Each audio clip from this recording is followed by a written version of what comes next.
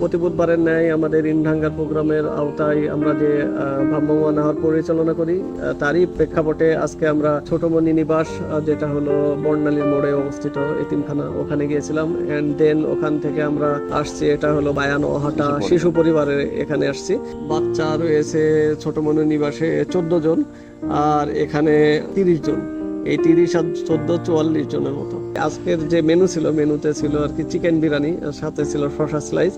তো তারা চিকেন বিরিয়ানি খেতেই খুবই পছন্দ। তো আমরা নেক্সট টাইমও যখন আসবো তাদের জন্য আমরা চিকেন বিরিয়ানি নিয়ে আসবো, কারণ তারা এটা লাইক করছে। এবং এই আশপাশ যে দেখছেন আপনারা, এখানে সব থাকার জায়গা, বাচ্চারা পাশেই থাকে, তো এটা তাদের আবাসস্থল। তো যাই হোক, আজকে এই কাজটা করে ভালো লাগলো। আর এটা আমাদের নতুন ইনিশিয়েটিভ।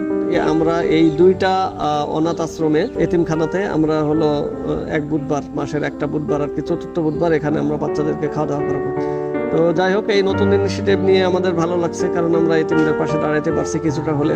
তো আমরা চাই যে এরকম আরো এতিমখানাতে সাপোর্ট দিতে, কিন্তু এক্ষেত্রে আমাদের অর্থনৈতিক সংকীর্ণতা রয়েছে। তাই সমাজের বিত্তবানদের প্রতি, সহৃদয় এবং ব্যক্তির প্রতি আমি আহ্বান জানাচ্ছি, প্লিজ আপনারা সবাই এগিয়ে আসুন, আমাদেরকে সহযোগিতা করুন, যাতে এই ধরনের প্রোগ্রামগুলো আমরা বড় বড় করতে পারি। শুধু এই 2টা এতিমখানা না, এরকম আমরা আরও যেন 100টা এতিমখানাতে আমরা একই দিনে ফুড ডিস্ট্রিবিউট করতে পারি। তো ধন্যবাদ সাথে থাকার জন্য।